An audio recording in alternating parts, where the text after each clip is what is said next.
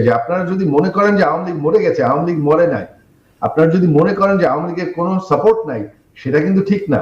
আমরা তাদেরকে ঠেকিয়ে রেখেছি যে তোমাদের উল্টা মারামারি করার দরকার নেই। আস্তে আস্তে দেখবে, সময়তে আপনারা দেখবেন কি হবে। আজকের থেকে কিন্তু তাদের উপর হামলা অনেকটা কমে গেছে, কারণ আমাদের নেতাকর্মীরা এখন নিজেদের নেতাদের পাহারা দিচ্ছে। আয়নাঘর মুক্ত আজ আমাদের প্রিয় বাংলাদেশ। বিরোধী মতের মানুষকে আয়নাঘরে আটকে রাখা হতো, আজ উন্মুক্ত হয়েছে গণতন্ত্রের দ্বার।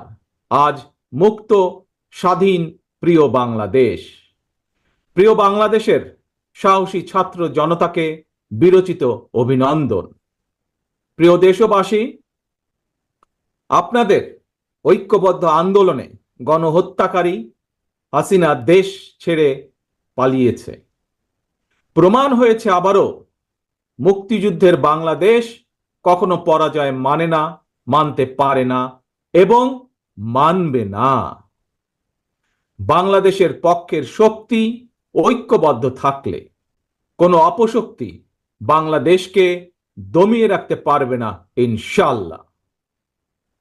1971 এর মুক্তিযুদ্ধ আর 2024-এর মুক্তিযুদ্ধ, উভয় মুক্তিযুদ্ধেই জনগণের বার্তা একটি। কি সেটি? সেই বার্তা হলো, শর্ত দিয়ে স্বাধীনতা হয় না।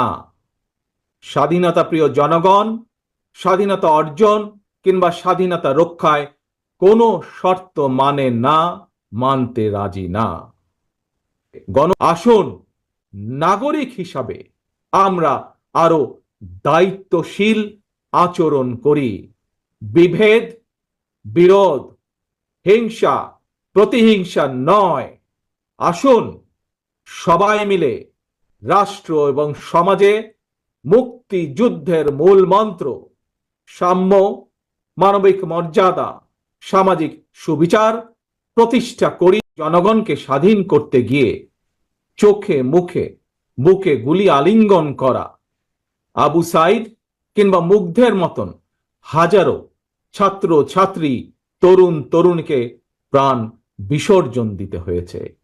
কেউ বিএনপির নাম ব্যবহার করে কোনো অপকর্ম করতে চাইলে তাকে ধরে আইনে হাতে তুলে দিন।